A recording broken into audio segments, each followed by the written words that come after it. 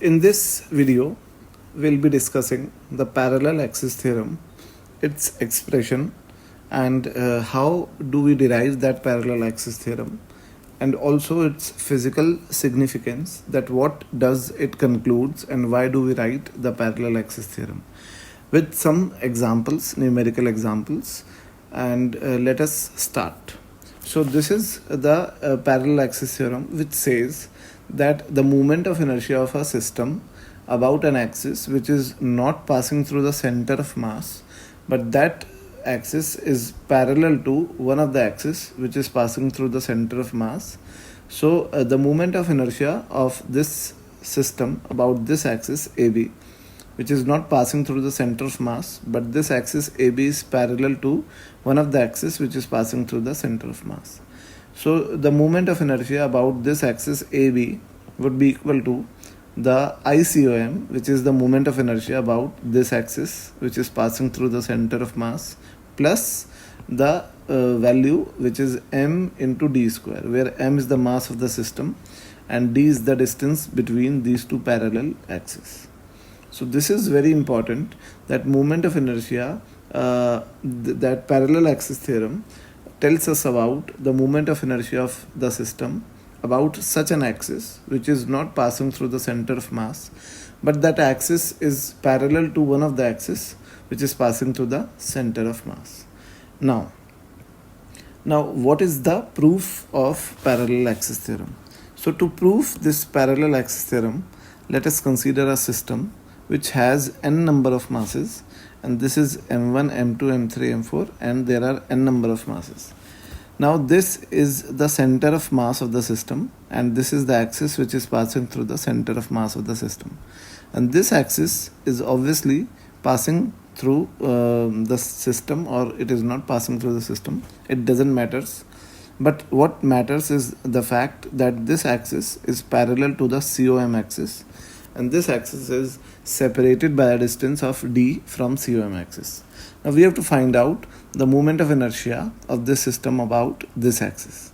So first of all, let us write down the individual formulae for the moment of inertia of these masses about that red axis.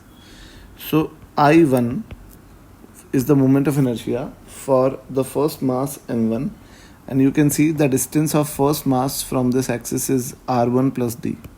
So this is m1 into r1 plus d whole square.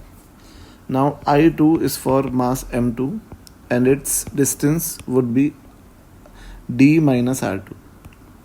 So this is d minus r2 whole square. Now the I3 would be m3 into r3 plus d whole square, and I4 would be m4 into d minus r4 whole square.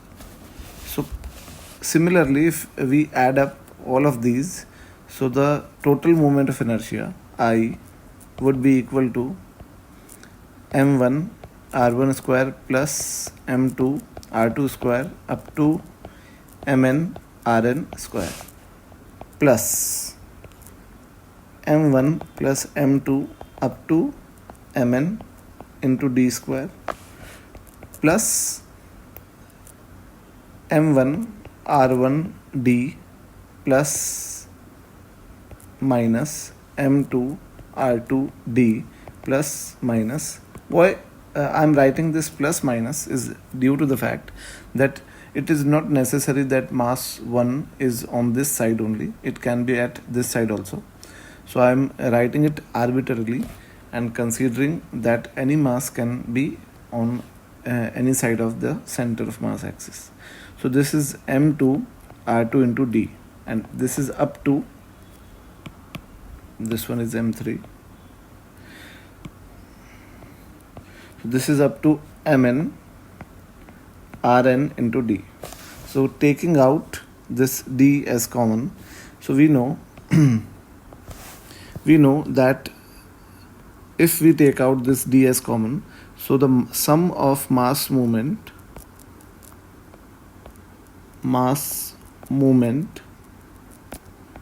of a system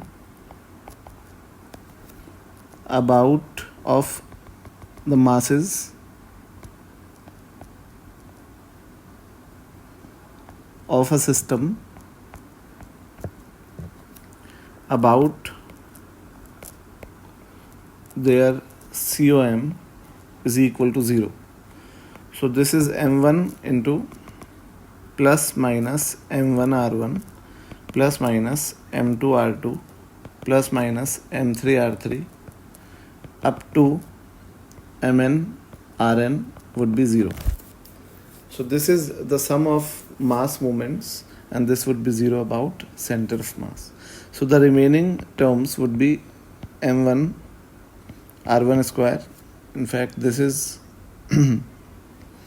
M2 R2 square and up to Mn Rn square plus M1 plus M2 up to Mn into d square. Now you can see that this term is the moment of inertia of the system about center of mass axis, plus this term is m system into d square. So this is the parallel axis theorem. Now let us see that why do we write this parallel axis theorem and what is the physical significance of this parallel axis theorem. To understand this, we are considering a rod which is massless. I'm writing it as massless, and there is a ring which has some mass m and radius r. Now this ring is welded at this point. This is welded, and the distance between the center of the disc, center of the ring, and this hinge point is d. So if we are rotating this complete system about this axis, which is passing through this point and which is also perpendicular to the plane containing this board, so this after half rotation, this ring would be at this point, and after another half rotation, this ring would be at this point. Now you can see that in a simple rotation of a disc of a ring, let us write that this ring is rotating about an axis which is passing through its center of mass, and this is point P and this is point S. Now after half rotation about COM, you can see that point S and point P will interchange. There will be S and there will be point P, this is O, and after another half rotation, these points will again regain their original positions. So this is now P and this is now S. So you can see that when this ring is rotating about the center of mass axis, then how these points are getting interchanged. So now in this case, you can see that after half rotation, the point S initially was on the right side of the O and P was on the left side. Now after half rotation, now this point P is on the right side of the point O and point S is on the left side of the point O. Now even after the second half rotation, these points have regained their original positions. So you can see that in the case in which this ring was rotating about the center of mass axis, then you can see that the moment of inertia about this axis would be ICOM only, and the center of this ring was at rest. But in this case, the ring when it is rotating about some other axis which is passing through some other point and which is parallel to the center of mass axis, then this ring is in fact also rotating about its center of mass, and its center of mass is also moving around this axis. So there are two motions of the ring, and we have to write down the two moment of inertias. So I total would be the sum of I of rotational motion